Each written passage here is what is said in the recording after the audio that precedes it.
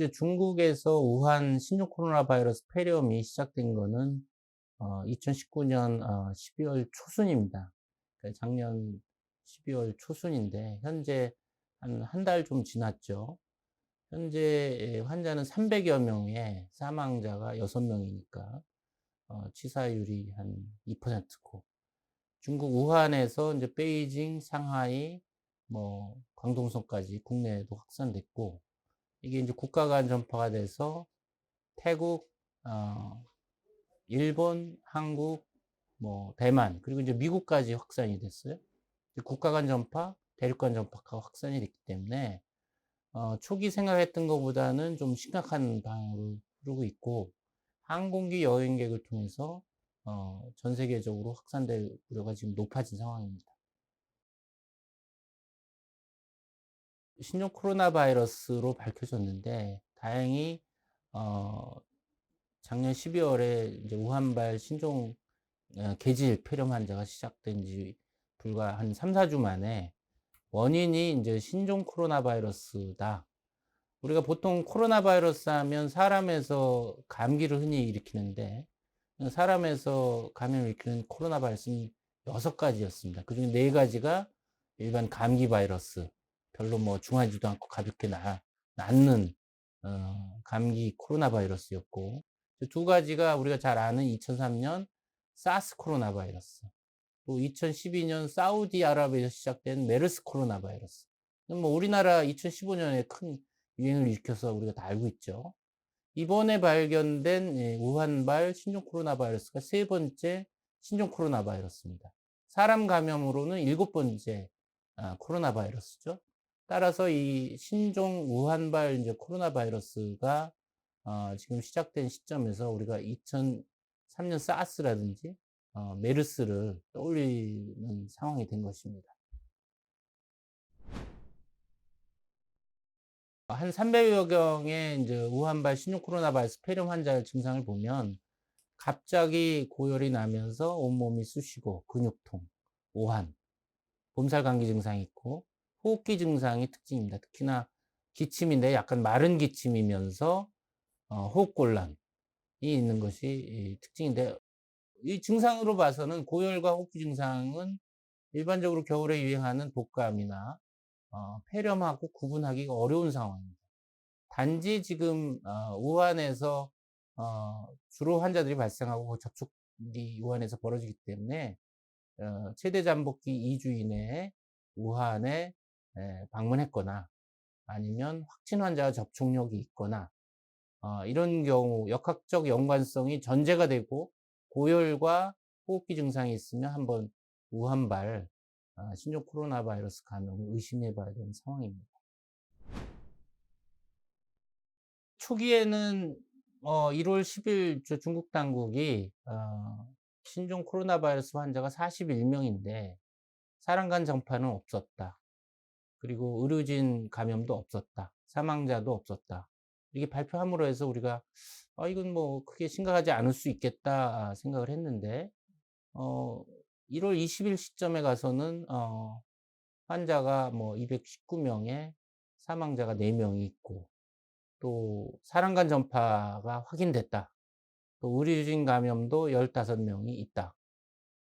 이렇게 이제 사람 간 전파와 의료진 감염 또 사망자가 나오기 때문에 현재 우한발 신종 코로나 바이러스 감염 유행은 좀 더 심각한 상황으로 번진 것 같습니다. 더군다나 어, 그 항공기 여행객을 통해서 여러 나라, 여러 대륙으로 지금 확산되는 조짐을 보이기 때문에 심각성을 보이고 있는데, 단지 우리가 치사율 측면에서는 2003년 사스의 경우는 치사율이 10%, 메르스의 경우는 30% 정도이기 때문에 지금 신종 코로나 바이러스 우한발의 경우는 치사율이 약 2% 전후여서 치사율 측면에서는 상대적으로 낮다, 이렇게 생각할 수가 있습니다.